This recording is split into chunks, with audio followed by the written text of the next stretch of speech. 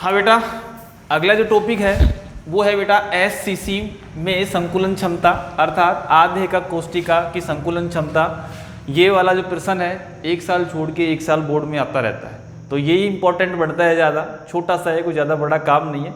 तो वही है एससीसी में संकुलन क्षमता, या हम कह सकते हैं आधेयक कोष्ठिका की संकुलन क्षमता बराबर, यहाँ बस बोल सकते हैं एससीसी में अवयवी कण का अवयवी कण का आयतन, एक अवयवी कण का आयतन है ना बेटा, बटा क्रिस्टलीय जालक का कुल आयतन। तो ये सूत्र है, इसको आप लोग वही करोगे, प्रतिशत संकुलन क्षमता निकालेंगे तो इसको 100 से गुणा करेंगे, तो हम कह सकते हैं एससीसी की संकुलन क्षमता या प्रतिशत संकुलन क्षमता बराबर ये। तो सूत्र वही बात, सिस्टम यो है बेटा। तो पहला सबसे पहले बात है कि आप लोग क्या करोगे, ये सूत्र लिखने के बाद आप लोग सबसे पहला कार्य है एससीसी की संरचना बनाओगे। तो एससीसी की संरचना के लिए अपन जानते हैं बेटा अच्छी तरह से, एससीसी की संरचना आप लोग बना लो। ये आपकी एससीसी की संरचना है, ये एससीसी माना वही कोर लंबाई बेटा, ये अवयवी कण एक, दूसरा, तीसरा, चौथा जो भी है आप जानते घन के 8 कोनों पर अवयवी कण उपस्थित होते हैं तो उसका एससीसी बोलेंगे। यहाँ पर माना कोर लंबाई वही, सिस्टम वो का वही, माना कोर लंबाई बराबर क्या है बेटा, स्मॉल ए, वही सिस्टम पहले वाला किया था जैसे आप लोगों ने। माना कोर लंबाई बराबर क्या है बेटा, बराबर ए स्मॉल, फिर यहाँ पर अवयवी कण का आयतन अपन क्या मान रहे हैं, उसको गोला मान रहे हैं, तो वही आयतन तो वही आ जाएगा आपका 4/3 पाई आर क्यूब। ठीक है बेटा। अब वैसे वही बात है कि एससीसी में अवयवी कण की संख्या ज्ञात करते हैं। तो एससीसी का मतलब simple cubic unit cell, SCC साधारण एकक कोष्ठिका। एससीसी में अवयवी कणों की संख्या बराबर, जो पहले भी बता चुके हैं तो फिर वापस अपन सीधा का सीधा बोल देते हैं कि 8 कोने होते हैं इंटू 1/8 प्रति कोना परमाणु का योगदान। 8 कोने इंटू 1/8 प्रति कोना परमाणु का योगदान बराबर क्या आएगा आपका आंसर 1। अब यहाँ पर अवयवी कण का आयतन, तो वही एससीसी में अवयवी कण का आयतन बराबर 1 इंटू 4/3 पाई आर क्यूब बराबर क्या आ जाएगा, होगा वही है, तो 4/3 पाई आर क्यूब आपकी समीकरण नंबर 1 हो गई। तो बात समझ में आ गई, इसमें कोई दिक्कत वाली बात नहीं, सीधा सीधा काम है, ज़्यादा तगड़ा काम नहीं है। कोमाना कोर लंबाई ए, अवयवी कण का आयतन 4/3 पाई आर क्यूब, एससीसी में अवयवी कणों की संख्या बराबर 8 इंटू 1/8 हो गया, 8 कोने इंटू 1/8 प्रति कोना परमाणु का ये अणु का आयन का जो भी बोलो आप, कोई दिक्कत नहीं है। एससीसी में अवयवी कण का आयतन बराबर 1 इंटू 4/3 पाई आर क्यूब, तो आपकी समीकरण नंबर 1 बनी बेटा। तो समीकरण नंबर 1 को आप वापस ऊपर लिख लेंगे, तो 4/3 पाई आर क्यूब समीकरण नंबर 1। अब यहाँ देखो बेटा कि अवयवी कण यहाँ देखो यहाँ से यहाँ टच कर रहा है, तो यहाँ पर ए बराबर जो है ये अवयवी कण बेटा ये वाला इसे टच कर रहा है, तो ये स्मॉल आर और ये भी स्मॉल आर है, तो ए बराबर आपका क्या आएगा बेटा, इसके अंदर 2r आएगा। ए बराबर 2r समझ में आता है बेटा, क्योंकि अपन जानते हैं कि एक अवयवी कण दूसरे अवयवी कण को टच कर रहा है, तो यहाँ से यहाँ तक तो बेटा ए है, लेकिन ये स्मॉल आर और ये स्मॉल आर है, तो इसलिए अपन ने कह दिया इसको 2r बोल दिया। और फिर यहाँ पर प्रो हो गया, तो फिर हम जानते एक घन का आयतन बराबर अपन वही बोलते हैं बेटा, क्या बोलेंगे, भुजा क्यूब। क्या बोलेंगे, भुजा क्यूब बोलेंगे। अब भुजा क्यूब बराबर आपका ए क्यूब, और ए क्यूब बराबर 2r का क्यूब बराबर कितना आ जाएगा बेटा, 2 दूआ 4 दूआ 8 आर क्यूब। तो यहाँ हम कहेंगे 8 आर क्यूब समीकरण नंबर 2। ठीक, अब एससीसी में प्रतिशत संकुलन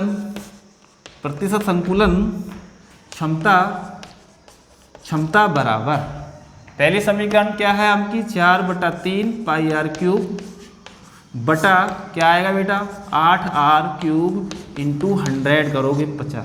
ठीक है बेटा, अब इनको काटोगे पीटोगे कोई यहाँ पे आएगा बेटा आप लोगों का संकुलन क्षमता बराबर 52.306, या हम सीधा रूप से कह सकते हैं 36 को 4 बोल सकते हैं। तो यहाँ पर अपन का सिस्टम आएगा सीधा, हम कहें तो 52.4%। अपन प्रतिशत तो पॉइंट के 2 अंकों तक बताते हैं, सही मायने में तो अपन को ये बतानी है, नहीं तो अपन उसको 52.4% कह सकते हो। अब मोटी सी बात समझ में आ गई कि एससीसी में अवयवी कणों के द्वारा घेरा गया आयतन 52.4% रहेगा और रिक्तिकाओं के द्वारा घेरा गया आयतन कितना रहा बेटा 52 घटाओगे 100 में से तो कितना आएगा 47.8, तो 47.6 हो गया, 47.6 रिक्तिकाओं के द्वारा घेरा गया आयतन। तो सीधी सी बात बिल्कुल सरल, इंपॉर्टेंट है, वेरी वेरी इंपॉर्टेंट कह सकते हैं हम इसको, इंपॉर्टेंट है क्योंकि ये वाला सवाल हमेशा आता रहता है।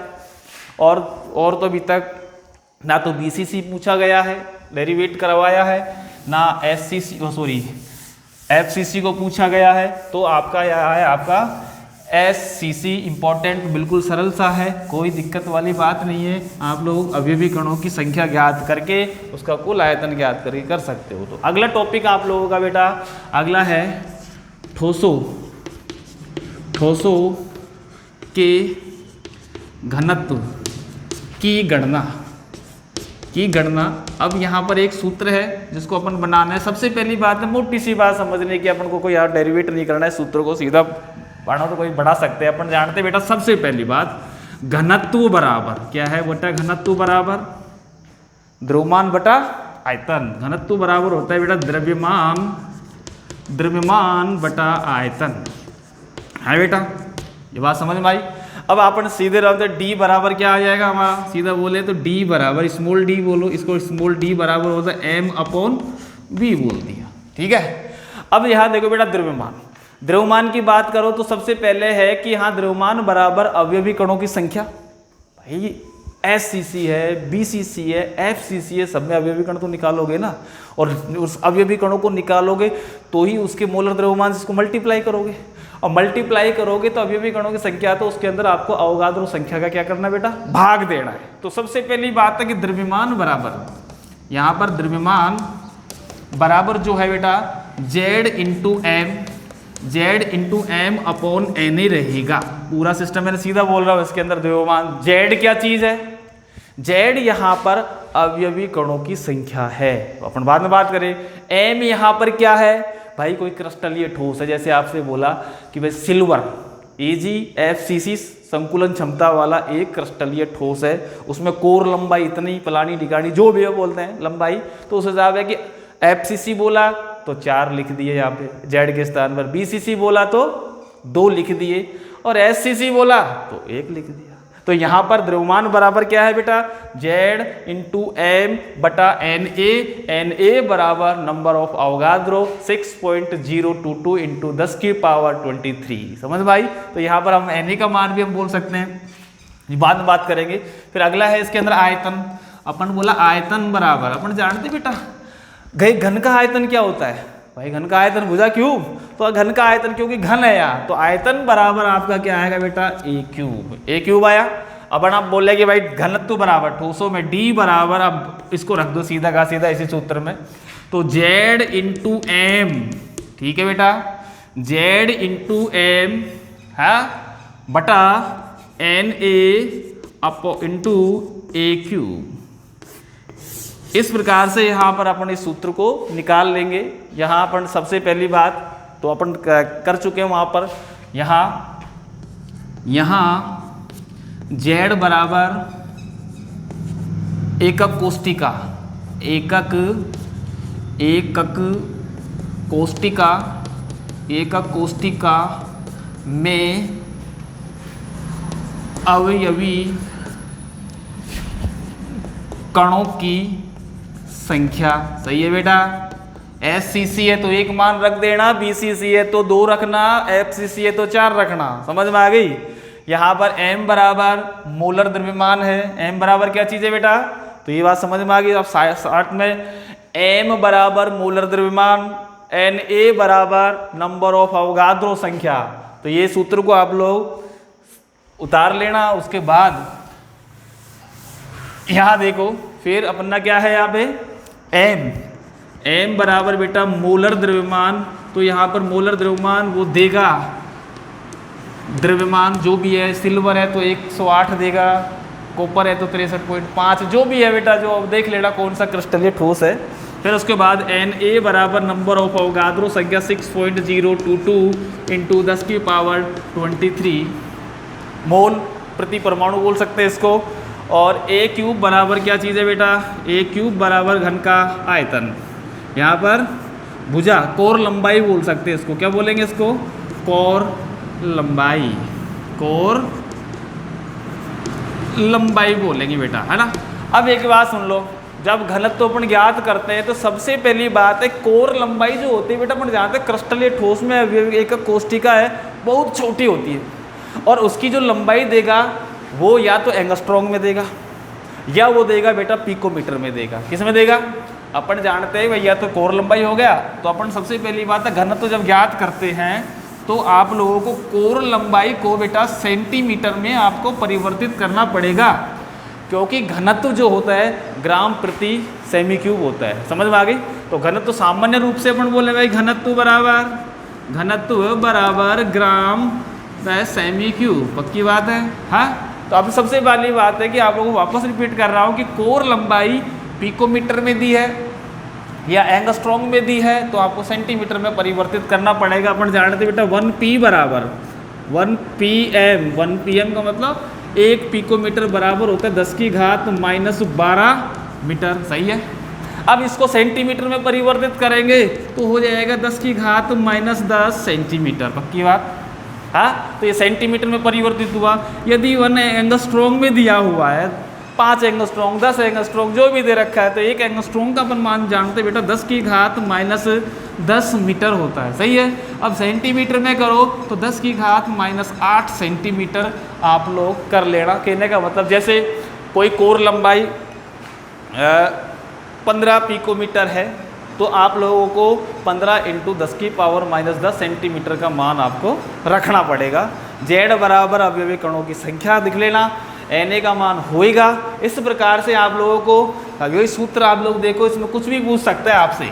यहाँ आपने बोला D बराबर आपने क्या बोला Z × M upon Na × A cube. ठीक है बेटा।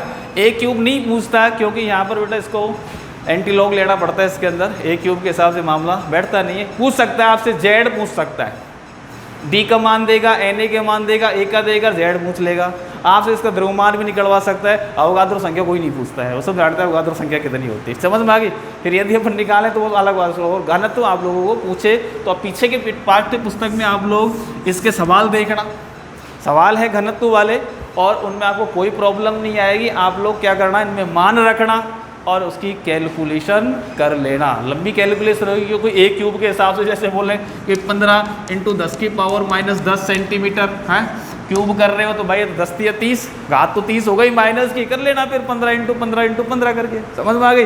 तो मान रख देना, कोई दिक्कत वाली बात नहीं है। तो ऐसा सवाल आने की सबसे पहली बात फिर इम्पॉर्टेंट, पिकोमीटर एंगस्ट्रॉम को सेंटीमीटर में परिवर्तित कर लेना, क्योंकि घनत्व ग्राम सेमी क्यूब होता है। इसीलिए पिकोमीटर का यदि पिकोमीटर में छोड़ दिया तो आपका आंसर गलत आएगा। ठीक है बेटा। तो ये आप लोगों का घनत्व की बात हो गई, SCC की संकुलन क्षमता की बात हो गई। अगला जो टॉपिक है आप लोगों को अगली क्लास के अंदर जो टॉपिक लेंगे वो लेंगे बेटा ठोसों में अपूर्णता वाला लेंगे, और एक और है इसके अंदर जो चतुष्फलकीय रिक्तिका है और अष्टफलकीय रिक्तिका है। उनके त्रिज्या अनुपात के बारे में मैंने पिछली क्लास में बताया था, 0.225 स्मॉल r बटा कैपिटल बराबर, और एक बताया था मैंने आपको अष्टफलकीय के अंदर 0.414। स्मॉल आर बटा कैपिटल आर, तो उनकी कैलकुलेशन आपकी अष्टफलकीय रिक्तिका की है, वो आप अब अगली क्लास में पढ़ोगे। और उसके बाद ठोसों की अपूर्णता और ठोसों के चुंबकीय गुण के बाद आप लोगों का ये चैप्टर खत्म हो जाएगा। ठीक है, धन्यवाद।